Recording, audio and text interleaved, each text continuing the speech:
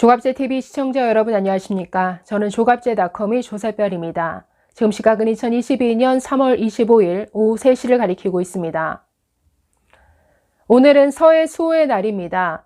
제2연평해전과 천안함 피격, 또 연평도 포격전에서 희생된 서해 수호 55인의 용사들을 기리는 날입니다. 자, 그런데 참 어처구니 없는 일이 발생했습니다. 오늘 오전 10시 국립대전현충원에서 정부 기념식이 열렸는데 윤석열 당선인의 모습이 보이지 않았습니다. 참석을 안 한 것이 아니라 참석을 못한 것이라고 하는데 참석 의사를 강하게 밝혔음에도 불구하고 국가보훈처에서 참석 대상이 아니라는 이유로 사실상 이 참석을 막은 것으로 보여서 상당히 논란이 일 것으로 보입니다. 오늘 오전 10시 이 국립대전현충원에서 열린 이 기념식에는 김부겸 국무총리 그리고 서욱 국방부 장관 또 각군 참모총장, 유가족, 참전 병사들을 비롯해서 약 250여 명이 참석을 했습니다. 여야 정치인들도 많이 참석을 했는데 이준석 국민의힘 대표를 비롯해서 박지원 더불어민주당 비상대책위원장 등 많은 정치인들이 참석했습니다. 그런데 이 자리에 반드시 보여야 할 두 사람이 보이지 않았습니다. 문재인 대통령도 보이지 않았고 윤석열 당선인도 보이지 않았습니다. 문 대통령은 가지 않은 것이고 윤석열 당선인은 가지 못한 것입니다. 먼저 문재인 대통령이 임기 마지막으로 맞이하는 이 기념식에 참석하지 않은 것도 참 어이가 없죠. 임기 5년 동안 이 기념식에 딱 2번 참석했습니다. 2018년에는 해외 순방을 이유로 참석하지 못했고 2019년에는 별다른 일정이 없었음에도 불구하고 갑자기 지역 경제 투어를 한다면서 대구를 갔습니다. 이건 완전히 북한 눈치를 보면서 일부러 가지 않은 것이죠. 이후 2020년에 처음으로 이 기념식에 참석을 했는데 당시 문재인 대통령이 분양을 하려는데 유가족이었던 고 민평기 상사의 모친 윤청자 여사가 다가가서 천안함 폭침이 누구 소행인지 말씀해 달라라고 얘기를 한 적이 있습니다. 당시 끝끝내 북한 소행이다라는 말을 안 했죠. 정부의 공식 입장에는 변함이 없다. 이런 답변에 그쳤습니다. 어쨌든 그런 해프닝이 있었던 2020년 그리고 2021년에 참석을 한 게 전부이고 올해에는 또 특별한 이유 없이 이 기념식에 참석하지 않았습니다. 그런데 당연히 모습을 보일 것이다 라고 예상이 되었던 윤석열 당선인의 모습이 보이지 않아서 저도 참 의아했는데 오늘 오후에 그 매일경제신문 단독 보도가 나왔습니다. 저 제목을 보시면 국가보훈처가 사실상 이 윤석열 당선인의 참석을 막은 것으로 보입니다. 그동안 윤 당선인은 아주 강한 안보를 강조해 왔죠. 그리고 나라를 위해 희생한 그 순국 장병들에 대해서는 국가가 정당한 예우를 해줘야 된다. 이 점을 굉장히 강조해 왔었습니다. 당연히 이 서해 수호의 날 이 기념식에 참석하겠다라는 강한 의지를 내비쳤는데 그 행사 당일까지 국가보훈처로부터 아무런 연락이 없었다라고 합니다. 그래서 참석하고 싶다라는 의사를 타진하기 위해서 보훈처에 문의를 했는데 초청 대상이 아니다. 결국 이런 답변만 듣는 바람에 결국 참석을 할 수 없었다라고 합니다. 오늘 윤 당선인 측 관계자에 따르면 이렇게 말했습니다.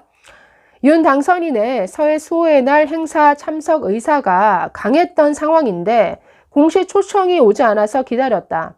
이후 당선인 비서실 측에서 문의까지 했던 상황이다. 그러나 보훈처는 당선인은 초청 대상이 아니다. 아직 초청이 결정되지 않았다라고 했고 결국 참석을 하지 못하게 됐다라고 이렇게 전했습니다.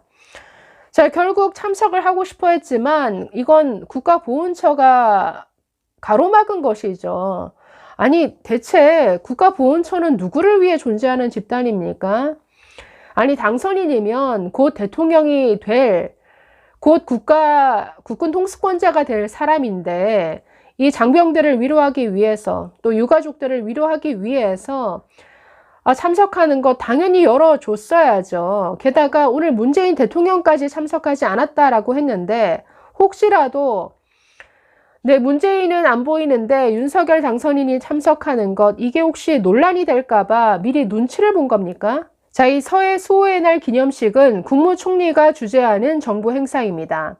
이 매일경제신문 보도에 따르면 국가보훈처는 대통령 당선인을 초청하는 관련 규칙이 없고 전례가 없다라는 이유로 초청하지 않았다라고 하는데 정말 황당한 변명이죠.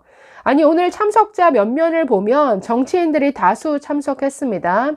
이 여야 정치인 중에는 현역 의원이 아닌 그 유승민 전 의원도 들어가 있고 또 박지원 그 민주당 비상대책위원장도 들어가 있습니다. 아니, 이런 사람들은 참석하게 하면서 국민이 뽑아준 대통령 당선인은 참석을 못하게 한다? 도대체 이게 무슨 심보입니까? 아니, 국가보훈처가 정말 나라를 위해 희생한 이 장병들의 이 명예를 생각한다면 마땅히 당선인도 참석하게 해서 그 유가족들을 위로하고 우리가 강한 안보에 대한 의지를 다지는 이런 시간을 허락을 했어야죠. 정말 어처구니가 없습니다. 자, 오늘 참석하지 못한 윤석열 당선인은 그 페이스북 글을 통해서 이 서해 수호의 날 메시지를 냈는데 한번 읽어보도록 하겠습니다. 서해 수호의 날입니다. 제2연평해전, 천안함 피격, 연평도 포격으로 55인의 용사들이 전사했습니다. 우리가 누리고 있는 자유와 평화는 이들의 고귀한 희생에 큰 빚을 지고 있는 것입니다. 서해 수호 55 용사를 추모하는 55개의 불멸의 빛이 대전 현충원의 밤하늘을 환하게 밝히고 있습니다. 진정한 불멸의 빛은 우리의 기억으로 완성됩니다. 목숨으로 국가를 지키고 헌신했던 분들을 우리가 결코 잊어서는 안 될 것입니다. 서해 수호의 날을 하루 앞둔 시점인 어제, 북한이 올해 들어 12번째 도발을 해왔습니다. 북한에 엄중하게 경고합니다. 도발로 얻을 수 있는 것은 아무것도 없습니다. 대한민국은 더욱 굳건한 안보태세를 갖춰 자유와 평화를 지켜나갈 것입니다. 한 분 한 분의 용사들을 잊지 않겠습니다. 국가가 힘이 되겠습니다. 국민과 함께 기억하고 또 기억하겠습니다. 자, 오늘 당연히 참석해야 되는 문재인 대통령은 어떤 이유에선지 가지도 않았습니다. 문재인 대통령은 어제 북한이 ICBM 거의 완성 단계에 와 있다라는 것을 어제 도발로 증명을 했습니다.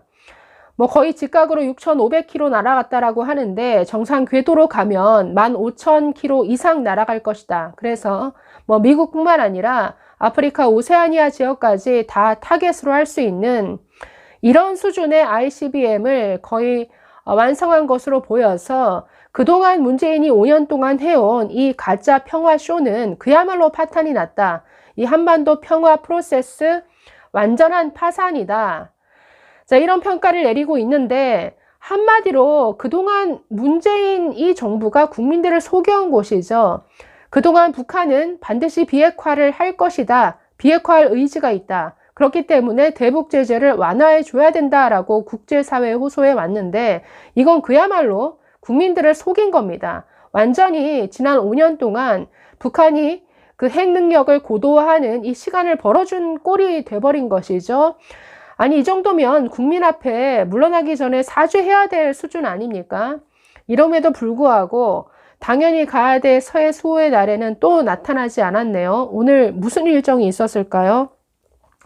당연하게도 강한 안보를 외친 이 윤석열 당선인의 이 당연한 참석을 막은 이 국가보훈처, 정말 한심한 이 문재인 정부의 국가보훈처답다라는 생각이 듭니다. 당연히 새 정부가 들어서면 이 국가보훈처부터 물갈이를 해야 되지 않을까라는 이런 생각이 듭니다. 감사합니다.